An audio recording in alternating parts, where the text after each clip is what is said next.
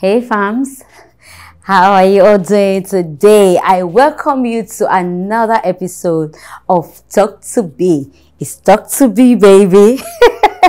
I am so glad to be here, and I'm sure you're happy to see me as well.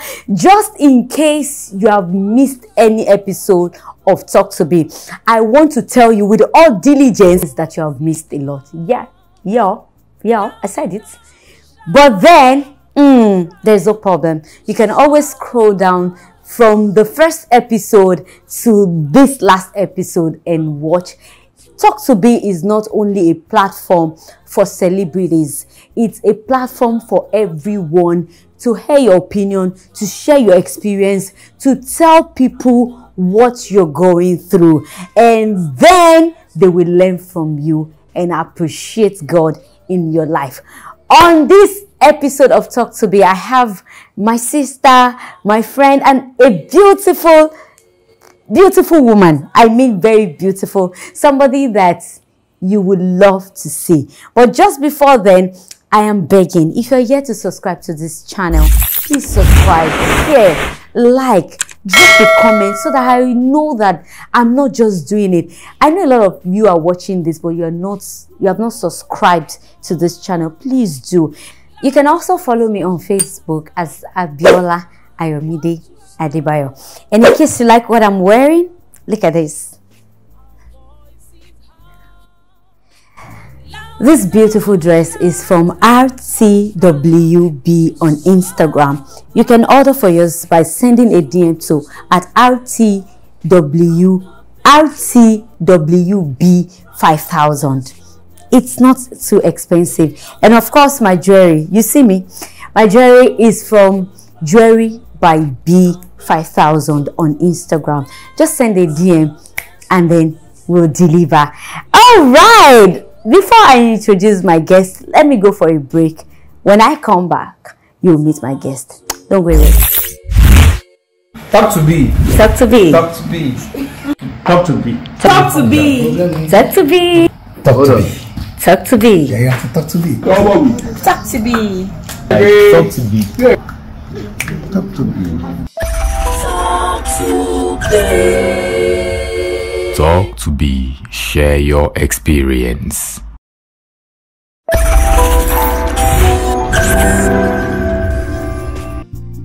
Thank you for staying tuned on the program. The program is Talk to B. Guys, before I go for, help me say finally.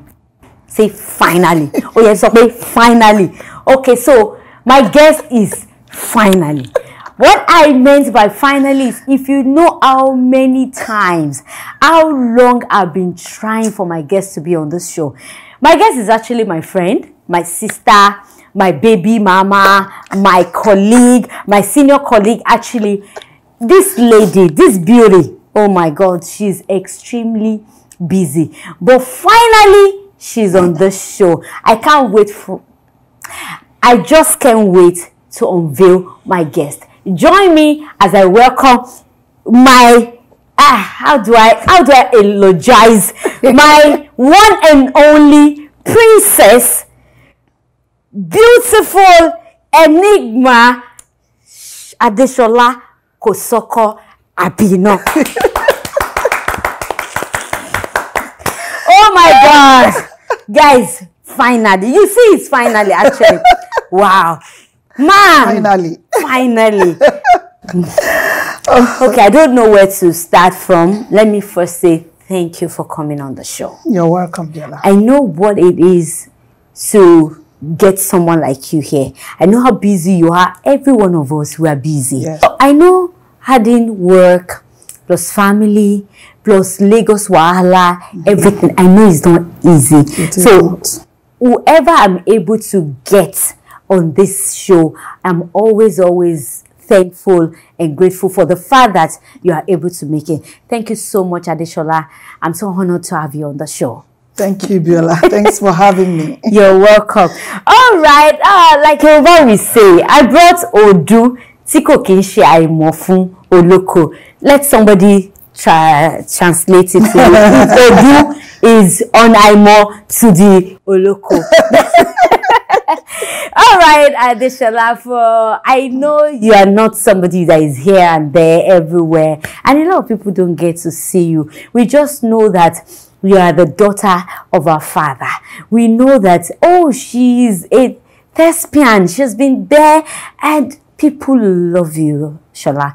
You're such... So I don't want to be too personal, so that people will say, it's like he wants you. So let's get to meet you. Introduce yourself. Tell us what we don't know about you before I start asking my questions. Okay. My name is Princess Sola Kosoko Abino. You have said it that I am the daughter of a veteran actor, Prince Babajide Kosoko. I'm an actor too. Yeah. I was born and bred in Lagos. I'm a Lagosian to the core, 100%. Isale Eko, the downtown of Lagos. Wow. I was born 1980, January 7, 1980 to be precise. I had my primary and secondary education in Lagos.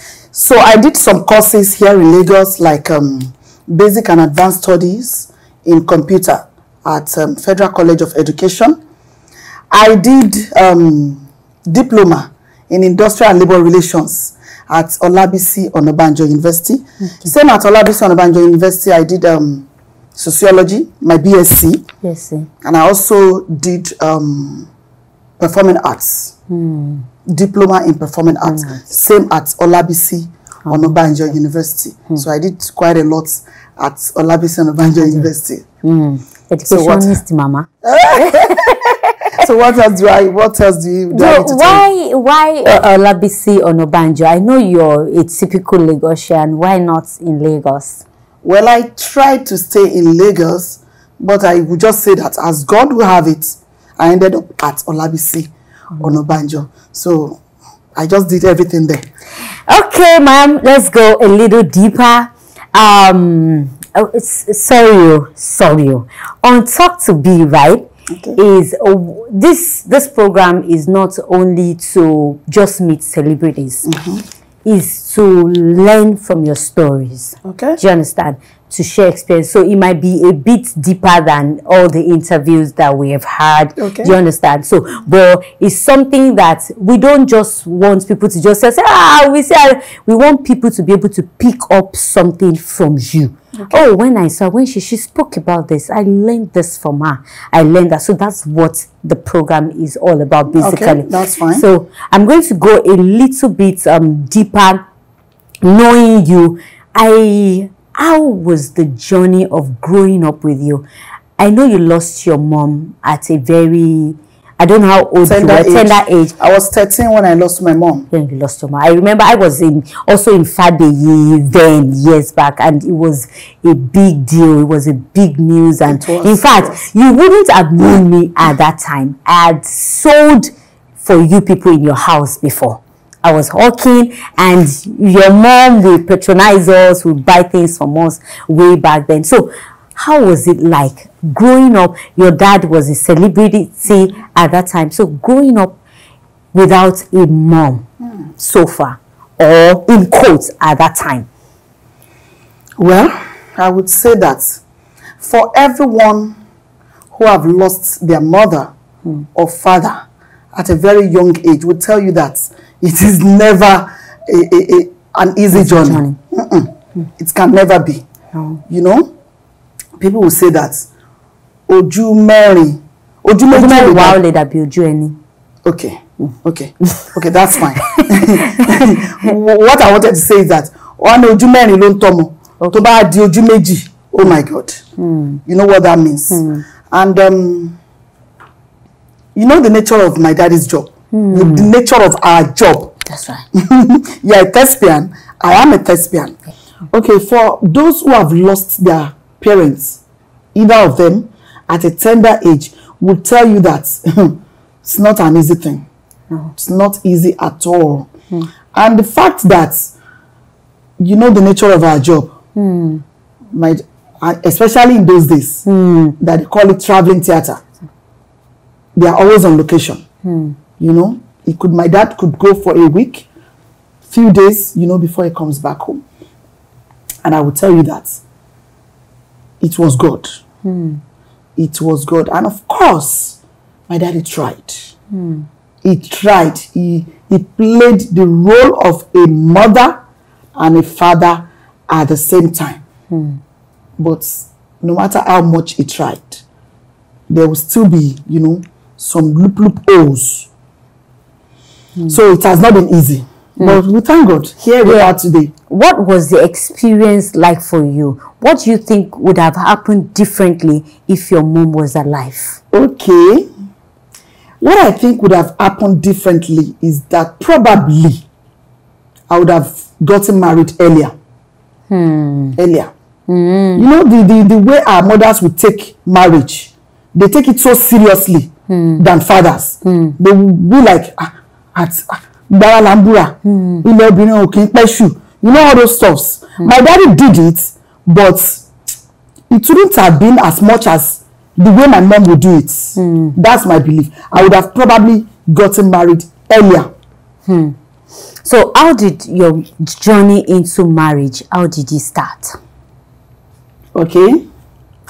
I actually met my husband when I was very young. Very, very young. I was 20 when I met him. 20. Although we didn't start anything. Okay.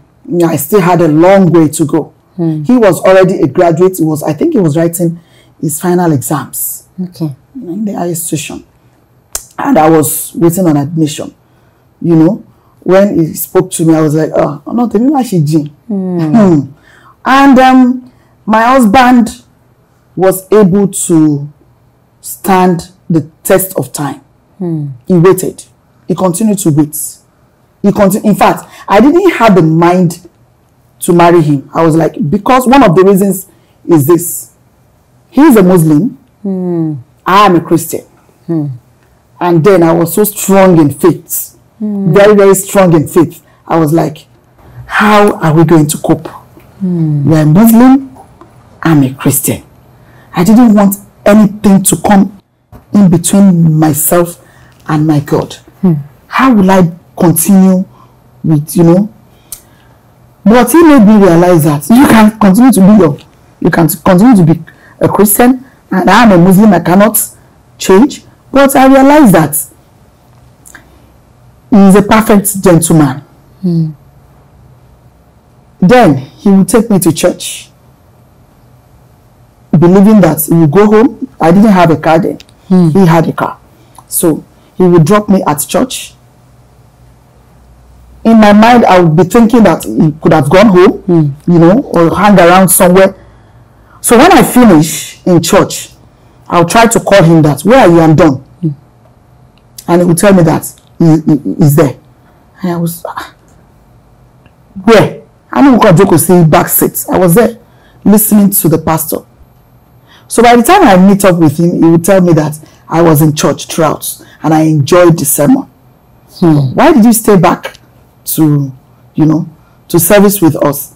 And he would tell me that it's okay, nothing is wrong with it. And then the fact that he's a very, very religious person. Very, very religious person. He doesn't miss all this, you know how they do 5 times. They pray 5 times a day. He observes everything till date. Till date. He's a very, very religious person. And, you know, I was so scared that, how are we going to do it? But here we are. How long have you been married? We have been married we got married 2012. That's 11 years now.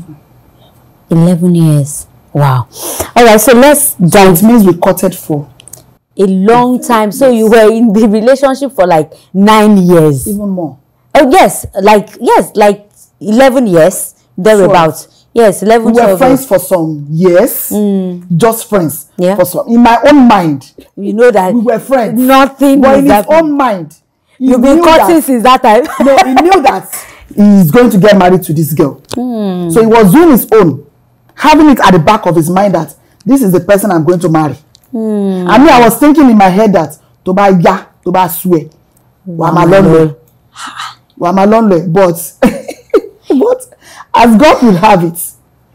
If you got married in 11 years ago, that means that the man was waiting for about 12 years for only you. Yes.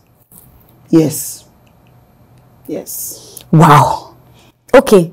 So in that, although we had our introduction and everything before 2012 when you got married. Yes, we did that in 2008. So that was like 4 years before we finally got married. But the fact that I was in schooling, career, and every other thing. If you remove 4 years from that 12 years, that's him waiting for 8 years for you. Kosu. Obviously. But we have been living together since that 2008. After the introduction. Immediately after the introduction. Oh, okay. Okay. So now, in those years, what has changed? Between you two, in marriage, the time he was waiting in the years that you have married now, what has changed? A lot has changed here. You want me to tell you the truth? Yes. A lot has changed. I used to tell him, but Tomano Miluma Chachino. Mahani Roni. Go to Gempe, Tabajolo Soja, Wolomako Gwedani. Listen. I give you my feet, allow me, she be life, she really. She was just looking at me as if, I would say that few things must have changed. Men will always be men. That's right. Let us not rule it out. They will always be men. That ego, you can never remove it from them. That's right. They always feel that I am the head of the house. I am the head of this home. So that ego is somewhere hiding in them. That is the truth. That's right. That is the truth. I always tell my husband, though sometimes jokingly, that you were not the person that was asking me out. That time, there was nothing you could not do for me. But now, I will have to beg you and beg you and beg you before you could do this, before you could do that. Things like that is normal, actually. It's normal. It's normal. It's normal. So I don't want to deceive anybody and tell them it's perfect. It's no. There is no perfect man. Of course, there is no perfect woman. That's right. That's right. He too will tell me you have changed. You have changed. Okay. Before you will never talk to me like this when we're cutting. You will never do this when we're cutting. I thought you were a perfect gentle lady, but I never knew that there is one something inside you. Now you saw it. But in all, it's somehow for couples to have arguments and feel that no, you have changed, but you're still together after all these years. And you're still like friends. It's together forever. By the special grace of God. By God's grace. I know they go anywhere. I wanted to ask you that. What's your ideology? Different people have different ideology. That come rain, come sunshine, if you say you are going anywhere, we are going together. If you are not going, there's nowhere the two of us are going. Somebody said that. I think one woman said that to me when we were going to get married, and said, just have it at the back of your mind that regardless of what happens, I am not going anywhere. Then another person said something. I said, marriage is for better or for worse. But if is getting to a place of maybe abuse, maybe violence, would you still say it's for better or worse at that time? Do you understand that if it's beginning to affect your peace of mind, there is no marriage, there is no point. So what's your take in those two things? Do you understand that advices from two different people? Do you understand? Seeing marriage from different perspective. What's your own ideology? Well, I would say that advices will come from different angles, and advices would vary from, There is this Yoruba adage that says, Toba Kowaju se ekota. I'm not going to interpret that. Just so, interpret it. Toba Kowaju, if you face front, face you. Ta. Toba Kowaju se ekota, Toba kan se kota, Toba kuwo nikan wa tun ewa re pa. It simply means that you can take A's advice, take B's advice, but when you get to a point by yourself, on your own, you should be able to decide, this I cannot continue. And I want to say this, there's nothing that merits your life. Nothing in life merits your life. Your life is more important than any marriage. Your life is more important than any discovery. Your life is more important than anything in life. So when it gets to that point that a man is becoming violent, you should run for your dear life. That's right. You should run for your dear life. Because after death, after death, you cannot come and tell us stories. You are gone, you are gone. Gone, finally. So I would not advise anybody to stay or remain in marriage when there is violence in the marriage. If there is violence, run. Don't stay in an abusive marriage. But in my own case, so see, when you are entering into any marriage, you will have an idea of who your man is. You will have an idea. And that is why I would tell anybody, for me, Sola Kosoko, I am in my marriage for good. For good. Come rain, come sun. I'm in my marriage for good. I don't intend, I've never had it, at the back of my mind that I'm not going anywhere. I've told him, I'm not going anywhere. We are together for life. I pray. Okay. I pray that we will not have temptations that will ruin your plans. God forbid.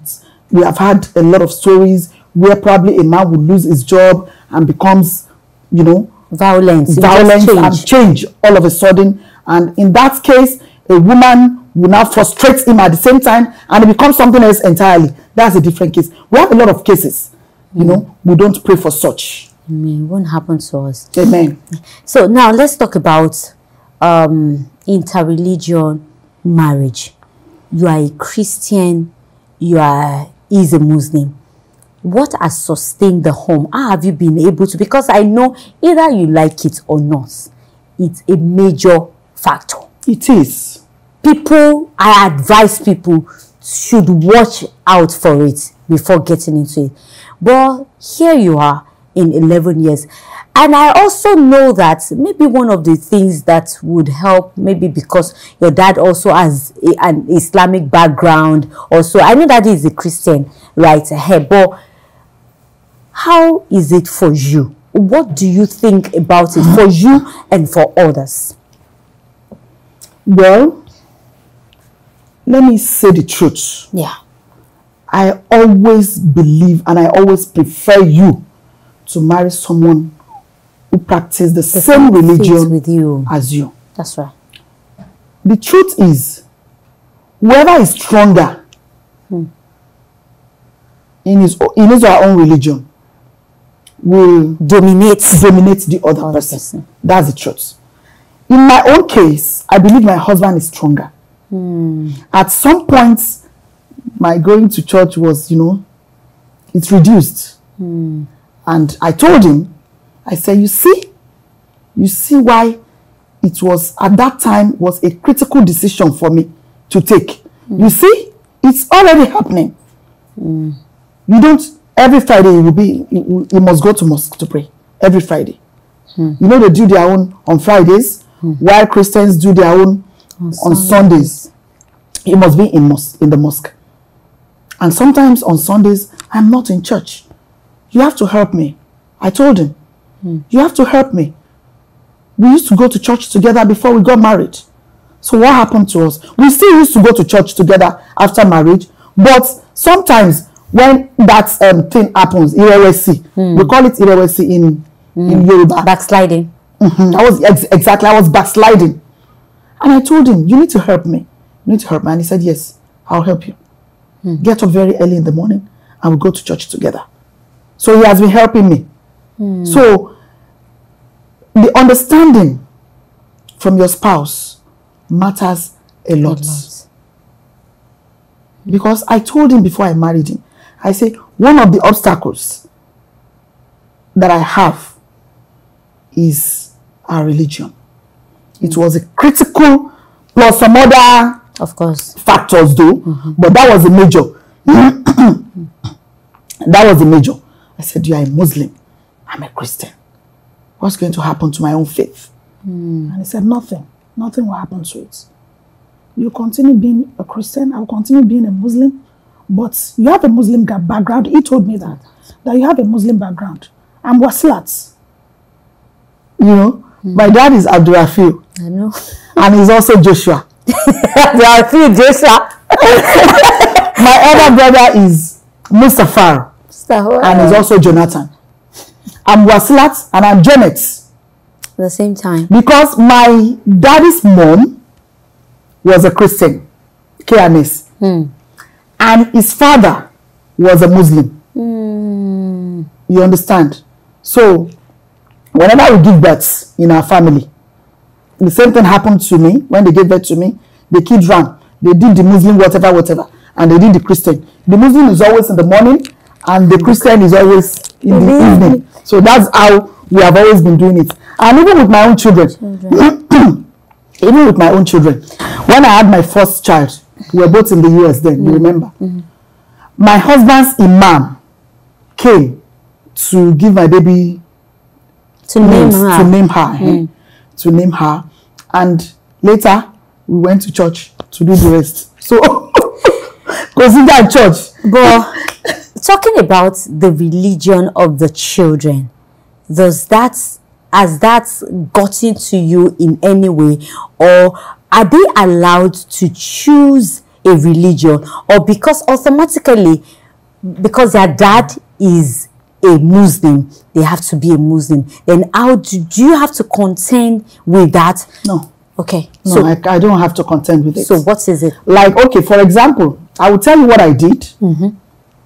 I got my children a scholar, what we call Afa. An Afa. Okay. An Afa. To start taking them at home. Okay. You understand? Because I want them to have the knowledge of both. And then they can decide for themselves. They go to church. That one is standard. They go to church. Wow. Regularly. In fact, they go to church even more than me. Because when I am not at home, I have an aunt at home who takes them to church. So they go to church. So I got them that Alpha to be teaching them Quran. Reciting Quran. Exactly. And my husband stopped the man. He said it is not yet time. That he wants them to grow a little. And because he wants them to understand, he wants them to know what they want. Because he has an idea of what some of these people do. They could convince them, they could tell them that your father is a Muslim. You should be a Muslim. You know, they could, you know, he said he wants them to grow to a particular age so that they can decide for themselves. I said, but you allow them to go to church. What does that mean? Because I want them to have, you know, both, the knowledge of both. And he said, I know what I'm saying. I'm a Muslim. And I didn't start K. So he maintained the fact that he didn't start until a certain age, when he finished from primary school, I think. So he said, as at that time, he knew what he wanted. Though his both parents were Muslims. But he still wanted, you know. So, so he said he knows what he's doing. And I trust him. I trust him on that. On that. So basically, the kids now, they're still going to only church. They are going to church. But we have a lot of Muslim, all this Muslim, what do they call it? Pamphlets. So I always get them these pamphlets so they can read, just read and enjoy it. Okay, so let me go to my next question. And the question is, you're a renowned actor that we love. Are you an actor because it was the profession of your dad, or this is what you chose to do? This is what you chose to be. You are a born actor, everybody, we know that. So would you have done something else, or did you love something else growing up? Do you understand? Some people just find themselves in by the reason of availability. I've been called to act. I've been doing it since my tender age. So it's good for me. I love it. Or would you have loved to do something else from the beginning? Well, growing up, I would have loved to become a broadcaster. Okay. Or a lawyer. Anything that has to do with talking and talking and talking. I would have really loved to be a broadcaster. Whenever I'm watching news, I always feel like, one day I'm going to become this. One day I'm going to become this. But same time, growing up, I would act for my friends in school, in primary school. I would act for them. In secondary school, I would act for them. I would tell them that if I want to cry now, do you know that I can cry? Some people ask me questions. Can you act like your dad? I said, I can. And before you know it, I'll just create a scene in my head and I'll start doing it. But the truth is, I wanted to go to school, you know, have my BSc or BA, whatever, before becoming whatever. But before I gained admission into the university, my daddy asked me to participate in 1 or 2 productions. 1999, I did Olabata. It was my daddy's production. He just said, just do one scene. You're acting the role of an Alaja. So I recited some Arabic words. So I did that. I did Okorese. I did few ones. I did with Baba Suwe of blessed memory. I did few ones, and then in 2000 or 2001, I did this production. It was my daddy's production, actually. The title is Omolorire. And that was the movie that shot me into limelight. Actually, I didn't want to do it. I was like, Daddy, I'm still looking for admission. Don't let me do this. This is going to be like a distraction for me. You are going to do it. While you are waiting on admission, you can't just sit down at home doing nothing. I said, I've done some few courses. He said, it's not enough. You have to continue to do something. And then after doing Omolorire, which was the film that shot me into limelight, I changed my mind. That I'm going to become an actor. You know, whenever I go out, I went to Yaba Market one particular day like that, and people started calling me. Is that not that girl, Sola Kosoko, who did this? Then I said, yes, I'm going to become an actor. And then I started. So it was, and thereafter people started calling me for productions. You know, I got calls, various calls from renowned actors, veteran actors. I got a call from our dear daddy, Biola Adebayo Salami. That was 2003. I did Abeshekele with him. That same 2003, I got a call from Muiwa Ademola. I did Ori, the popular Ori. That same 2003, I did a lot. So, and then that time, here we are. I'm enjoying it. Wow. I'm one of the people they will call in the name of the Father, and I'm so enjoying it. Okay, I'll move to I'm still coming back to In the Name of the Father a little. But before then, I would like us to talk about your waiting period as a mother, because I know you didn't get pregnant immediately after your marriage.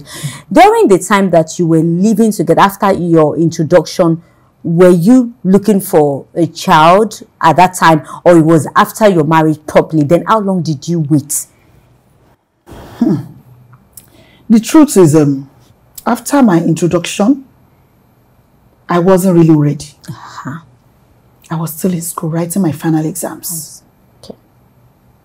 And after my exams, I wanted to serve, I wanted to do this, because at that time, I was thinking that, will I be able to serve? Because after school, we waited for another 1 year, I think. You know, all those strikes and all of that. So we waited for some time before we could be called to service, NYC service. Yes. And I was so scared in my mind, you know, when you are 30, you may not be able to serve. Or let's say after 30, you may not be able to, because I served exactly when I was 30. So I had a lot of things I wanted to achieve before finally settling down. That is the truth. So I wouldn't call that period a waiting period for you. Yes. For you. Because I was everywhere. I wanted to achieve like 1 million things at the same before time I settle down. Because we have that belief then that if you're away from your career for some time, you may be away forever. So I wanted to achieve some things. I wanted to produce my own movie. I wanted to serve. I wanted to, you know, I wanted to be stable.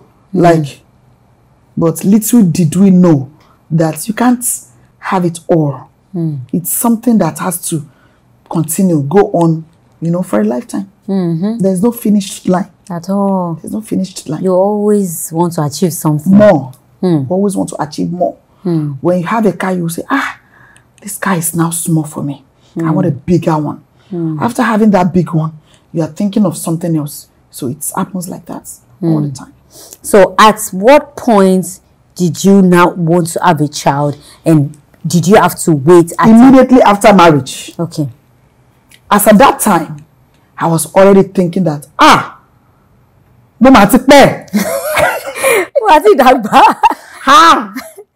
Time ati lọ mọ́ mi lọ́wọ́. In the course of trying to achieve this, achieve that, time has gone. I was already in my 30s. And I was like, some of my younger ones already have kids. So as at that time, it was dawned on me that, Shola, you need to start something. So immediately after marriage, I wanted to get pregnant and start having kids. But as God would have it, I got married 2012, and 6 months after marriage, nothing happened. And I started getting worried. So I met with my doctor, and he was like, Shola, calm down. Nothing is wrong with you. You need to seriously calm down, because pregnancy cannot come when there is anxiety. That's right. It won't come. It will stay away. Pregnancy wants a calm body. That's right. You understand? So my doctor explained quite a lot to me, and I was like, okay, I'll calm down. And then my doctor also explained to me that, and this is something every woman needs to understand. We need to understand what is called ovulation period.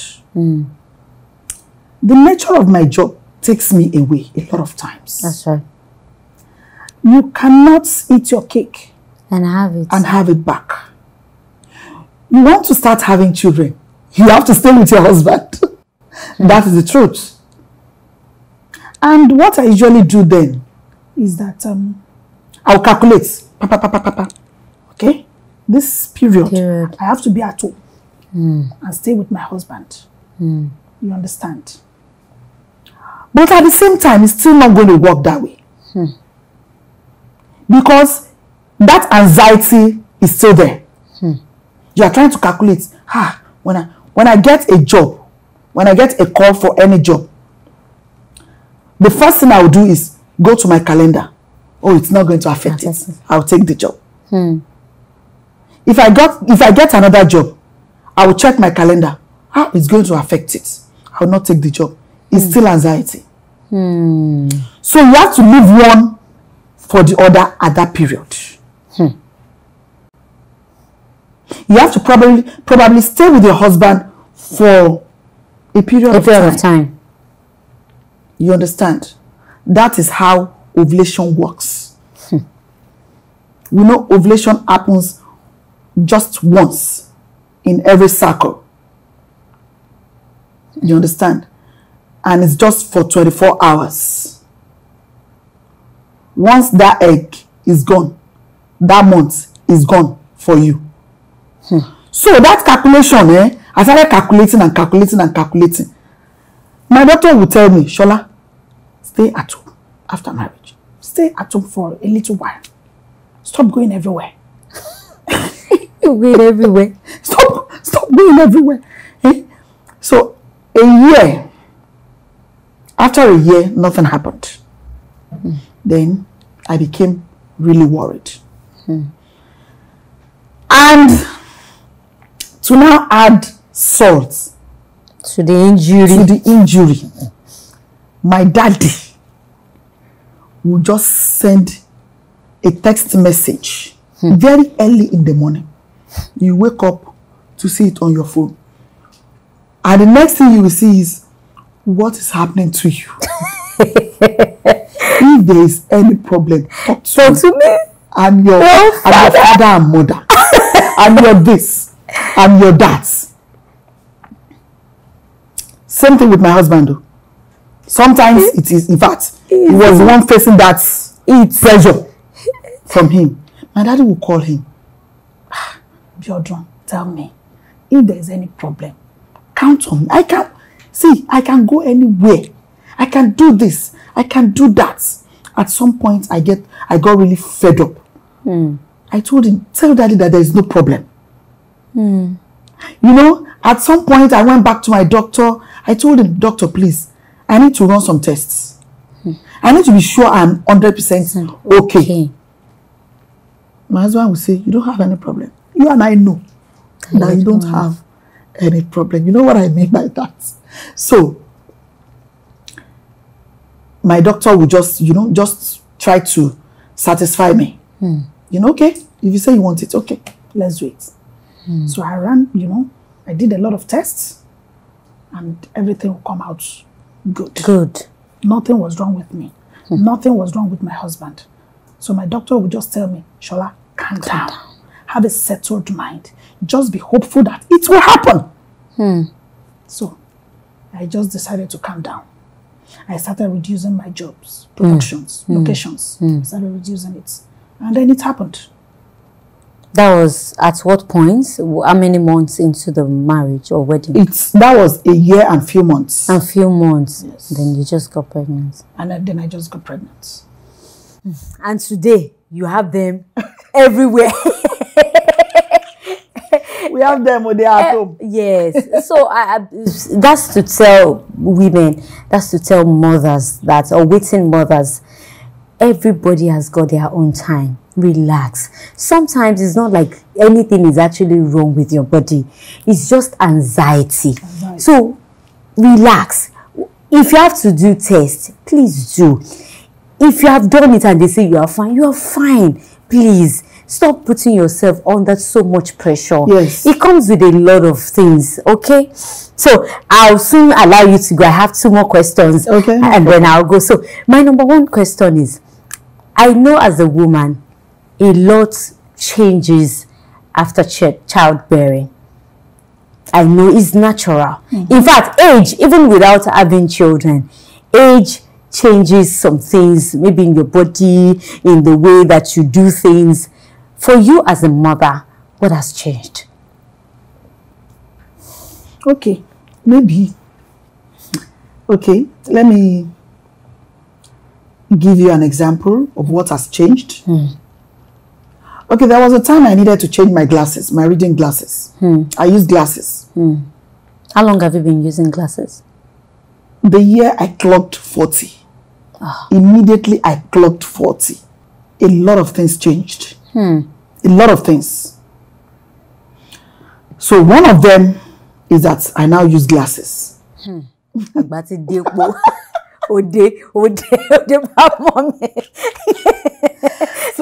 that's the truth. I now use glasses. And there was this particular day, I went to one of my children's open day in school. And from there, I didn't want to go home straight. I wanted to change my glasses. You know, they ask you to change it every 2 years or something. Come for another test and see if you are still okay with that, or they will change it for you. So from my daughter's school, we went straight to the eye clinic. So when I got there, my daughter has been complaining about her eyes.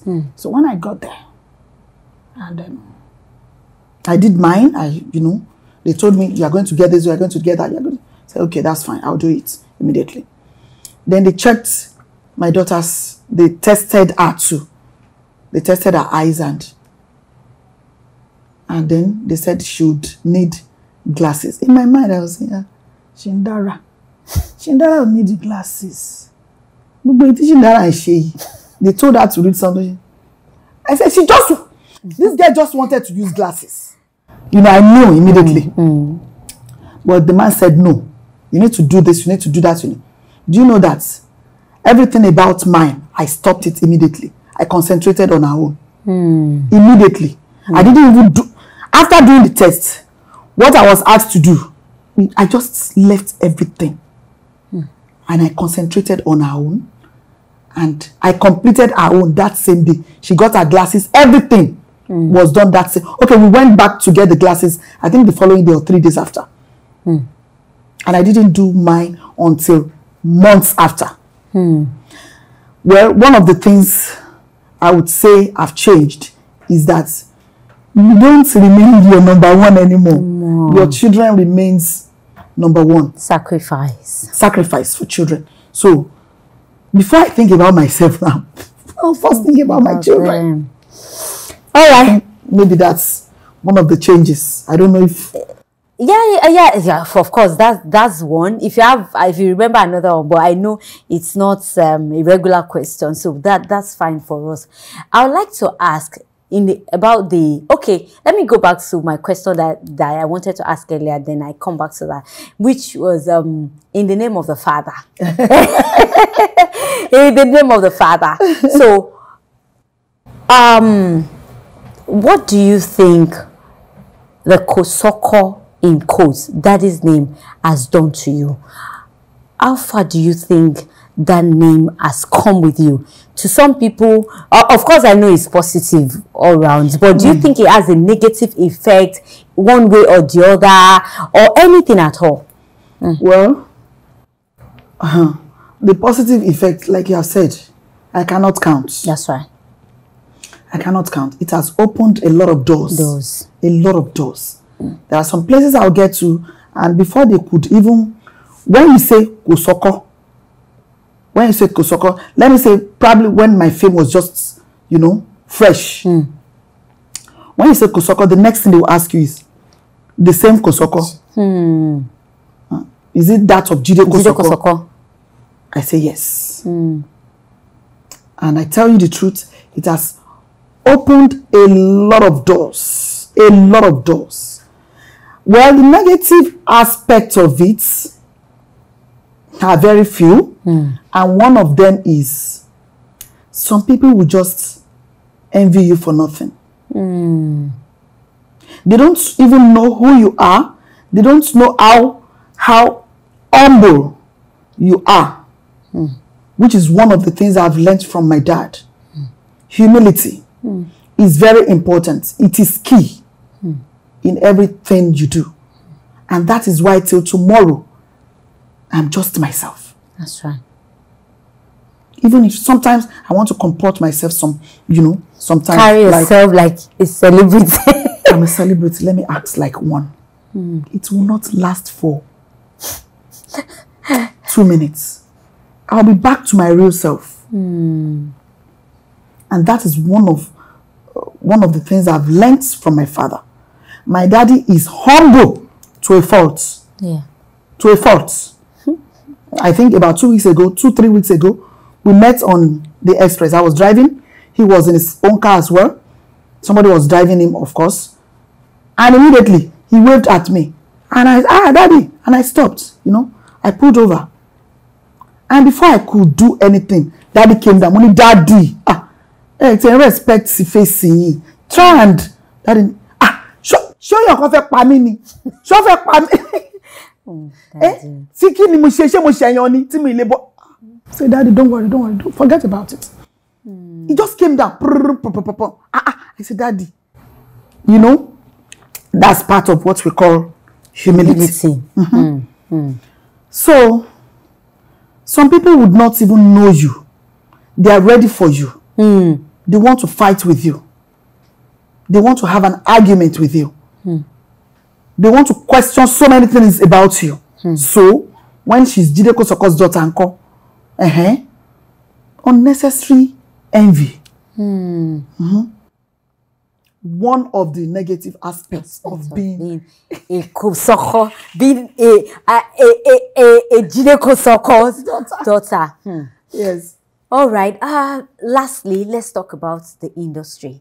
So let's talk about our generation to this generation of actors that we have now. What's your take on them? What are the changes? What has changed? I know a lot has changed, but to you, what can you deduce? What do you think would have made it better? Do you know, things are getting better in some aspects, in the other aspects, maybe not. What are the differences to you? Okay.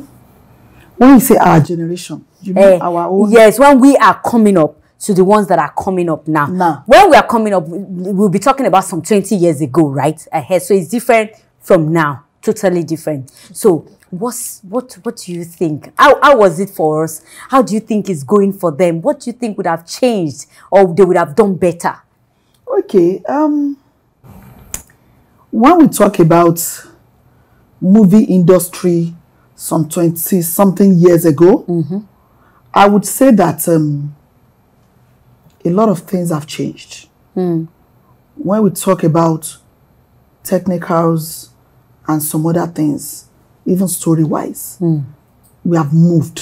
We have moved. We have seriously moved. We are better. We are better. We are better. But when we talk about our generation and those that are coming up now, things have changed though. In those days, they can easily scold us. They don't have to be your parents before they scold you. That's right. But now, those that are coming up now, they will tell you that you are not my parents. What is it? Do you understand? Yeah. A lot of changes. The unacceptable has come to stay. Those things that we see as wrong things then are now correct things now. They are right things now. You know, a lot of things have changed. In those days, when I want to greet somebody that is way older than me, like 10 years and above older than me, you have to bend. Yeah. There's no how you would do it. You want to like show some respect. But now they will greet you while standing. Good afternoon. In fact, they will say hello. Hello. Or hi. Or hi. We dare not do that in our own days. You know. We dare not do that. You have to make it very clear. Good afternoon, ma. Sir. Or Ma. sir. You will get up. And there are some people that you have to go on your knees to greet them. There are some people that you cannot call Boda. Daddy. Say now. Daddy Jide. Daddy. You don't want to say Uncle Jide. No, I know. People are used to calling my daddy Uncle Jide. But some people, when they want to talk to him one-on-one, they say, Daddy Jide, please, sir. Yes, sir. But now, Boda, Uncle, if not your name, safe. Things have really changed. We need to go back to, you know, those times that respect is key. But do you think that's actually about the industry alone? I think it's a general thing, a world thing, right? I think it is. The Gen Z. The Gen Z generation. But Shola, I would like to chip in one thing that I've learned. I think parents, we should watch it as well. I noticed that we do a lot of copying people abroad, their lifestyle and all. But the thing is, I've seen a lot of homes abroad that they are trying for their children they try to train them the way, with our culture, the way we train them here. And here, you see some children here, the way they relate with you, you just look at them like this. Trying to copy what they do there. Well, that is what I would call proliferation of culture. We try to copy their own, and we don't know that they are admiring what we have. What we have as our own culture. The culture of respect. I watched a movie years back. It was a movie about a couple. The couple went on a tour, and when he got back, the wife came out to greet the husband, and he collected the portfolio. He collected, I'm talking about white people.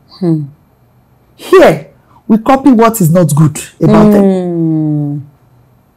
We leave the good things behind. And we copy all those, you don't have to kneel down to greet anybody. You can say hi. It's fine. It's accepted. That's their own culture, not ours. That's right. Not ours. That's right. There is something very unique about everybody's culture. The uniqueness of our culture, I'm sure a lot of the Europeans, whites, they love it even more than us. So we need to get it right. We need to get it right. We are losing it. I believe we are losing it. We are losing it, but at the same time, I think there has been a lot of seminars, a lot of programs that people are putting in place to teach people that we don't have to lose it. We need to get it right again. Okay, so Adeshola, one word for your fans and also the younger generation coming up of actors. To my fans, I would say that I love you. I always say that without you, there is no us. So keep loving us, and we love you too. And to the generations coming up, I would say that remain focused, remain prayerful, and do not allow any form of distractions. There will be hurdles, there will be stumbling blocks, there will be a lot of distractions. But try as much as possible to feed your focus and avoid your distractions. Starve your distractions and feed your focus. She said, starve your distractions and feed your focus. That's interesting. Oh guys, this is where I'll be drawing the curtains. I know you have learned so much today. Wow, we're so honored to have you. Thank you so much for coming on the show, Adeshola. And this gift is from us, from Talk to Be. Please, to say thank you for coming on the show. We love you. We appreciate your time. We appreciate your teachings. She said we're losing our culture. Yes, we are in a lot of ways. Parents, as a parent, please let's take note. As youths, please let's take note. I'll see you same time on the same channel. If you're yet to subscribe to this channel, kindly do. I beg you. As you're subscribing, please like, share, drop a comment so that we know you love Talk to Be. So I come your way next week. Don't forget, in whatever thing you're doing, put God first, be determined, and stay focused. My name is still Biola Adebayo Akirinde. I love you guys. See you next week. Bye. Talk to Be. Talk to Be. Talk to Be. Talk to Be. Talk to Be. Talk to Be. Talk to Be. Talk to Be. Yeah, talk to Be. Talk to Be. Talk to Be. Talk to Be. Talk to Be. Talk to be, share your experience.